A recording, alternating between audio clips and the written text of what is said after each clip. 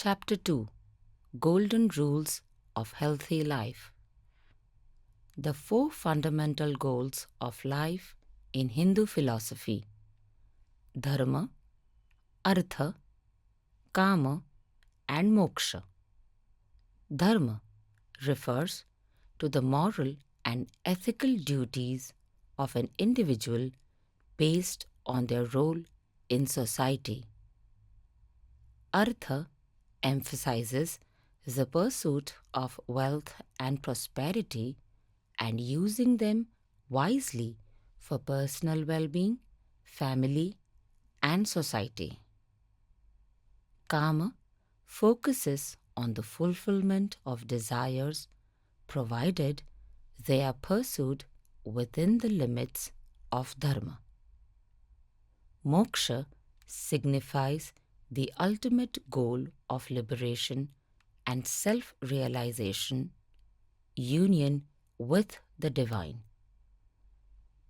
The interplay of these four pursuits help in creating a balanced, purposeful life where spiritual growth is intertwined with material success. In today's fast-paced life, individuals often face stress and are susceptible to various ailments such as obesity, gastric issues, diabetes, high blood pressure, and cardiovascular diseases. Unfortunately, these diseases have become an integral part of their lifestyle. However, if individuals adhere to two fundamental golden rules outlined below and diligently manage their busy daily routines, they can certainly lead a healthy and ailment-free life. Control of sense organs.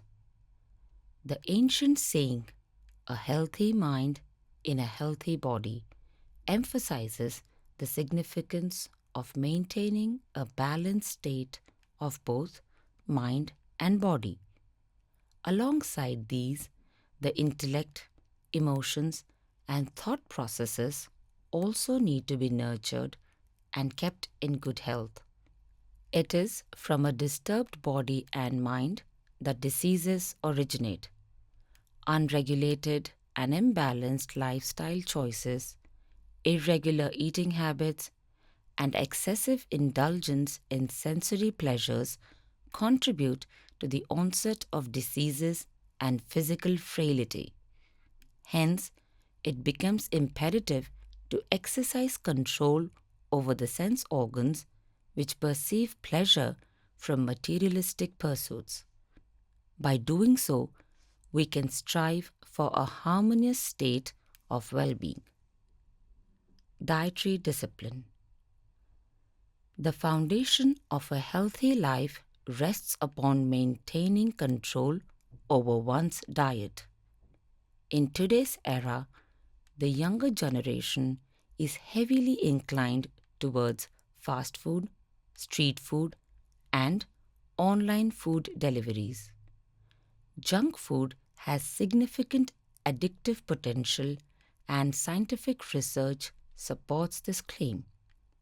Studies have shown that highly processed food, especially those high in sugar, fat, and salt, can trigger the brain's reward system in ways similar to addictive drugs. When consumed, these food cause a surge of dopamine, a neurotransmitter associated with pleasure and reinforcement, leading to cravings and compulsive eating. Research using brain imaging has found that the same neural pathways activated by drugs like cocaine and nicotine are also stimulated by junk food, making it difficult for individuals to resist overeating.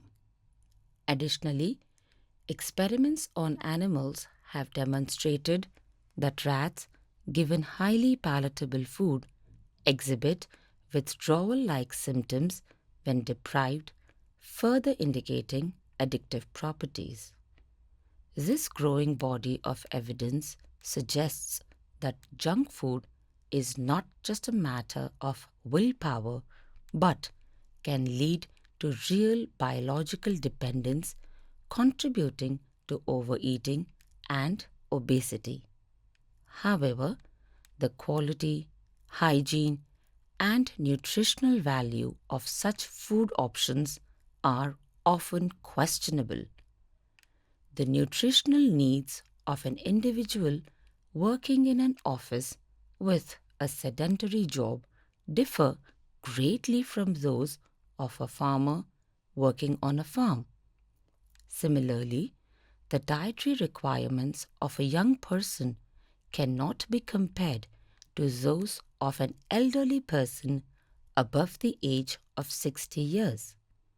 Additionally, the digestive capacity varies from person to person, as does the nutritional value needed based on individual requirements. Therefore, it is crucial to establish guidelines and norms for maintaining a balanced and appropriate diet. The food we consume has the potential to either become poison or nectar, depending on how effectively our digestive system processes it. Symptoms such as gas, acidity, constipation, and abdominal pain indicate an improper functioning of the digestive system.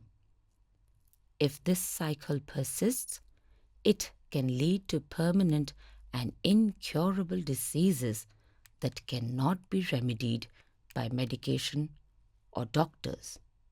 Therefore, it is crucial to avoid overeating as it can disrupt the digestive system indefinitely. The Bhagavad Gita also mentions the importance of keeping the sacred digestive fire perpetually lit. Aham Vaishvanaraha. The seat of this sacred digestive fire is located at the navel, where the prana, apana, and samana vayus converge to create Vaishvanaraha. This sacred fire transforms the food we eat into 7 body elements: body fluids, blood, muscles, fat or adipose tissues, bones, bone marrow or nervous tissues, and reproductive tissues or germinating cells. Each of these elements contain elemental fire, which refines and purifies the body elements into their perfect form. However, if this conversion process is disrupted, the entire chain is affected. For instance, if food fails to convert into the body fluid, the subsequent formation of blood remains impure, leading to various blood disorders. Similarly, when each element becomes weak, it manifests as disorders specific to that particular body element. Skin cells change every 3-4 days, and bone density changes every 15 days. Early age bone disorders such as brittleness, malformation, porous bones, and spondylitis can occur when the body elements remain weak and decay. The disruption in the secretion of endocrine and exocrine glands affects the gross, astral, and causal bodies, leading to depression, negativity, and an inability to fully enjoy life, making it miserable not only for the individual but also for those around them.